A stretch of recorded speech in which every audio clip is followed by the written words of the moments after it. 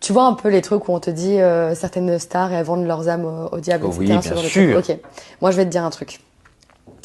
Je l'avais pas très bien compris, mais je pense qu'il y a une partie de ton âme quand tu rentres dans le milieu de la télé et ce genre de trucs qui part et qui est un peu parce que c'est en fait c'est pas direct, c'est pas genre il y a le diable, tu vas signer un contrat, Ouais, ouais, etc. ouais. C'est un peu genre une production qui te prend comme un jouet, qui te demande de faire des choses pour détruire une société, détruire la conscience d'une société. Et c'est quelque chose de ultra indirect.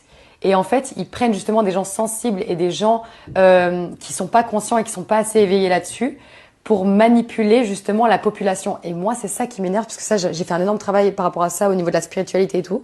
Et j'ai trouvé que inconsciemment, cette énergie très négative et un peu devil style, tu vois, Mhm. elle se propage dans ce genre de milieu, tu vois. Et eux, la production vont te dire non, on fait pas des trucs comme ça, bien sûr. Les candidats, non, on fait pas des trucs comme ça, ok. Mais l'énergie autour, elle est là, tu vois. L'énergie de ce système-là, elle est là. Et ce qu'on demande à des candidats et ce qu'on fait montrer à un public, c'est une destruction de la société. On veut rendre les gens idiots. On veut montrer que en étant en bikini, avoir un gros cul, avoir des gros lèvres, etc., c'est ça la vie et c'est comme ça que vous allez vous sentir mieux, etc.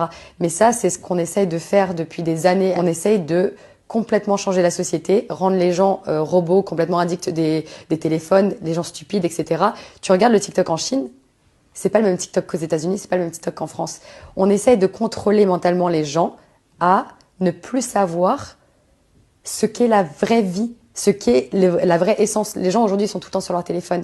Ils pensent que leur but de la vie, c'est d'avoir la reconnaissance des autres, d'être une personne connue, d'avoir de l'argent, etc. Mais c'est pas l'argent qui compte, c'est pas la notoriété, c'est pas la beauté, c'est ce que tu es à l'intérieur de toi. Et ça, je l'ai énormément compris sur les dernières années, c'est que tu te rends malade pour des choses qui sont futiles et qui ne t'appartiennent pas.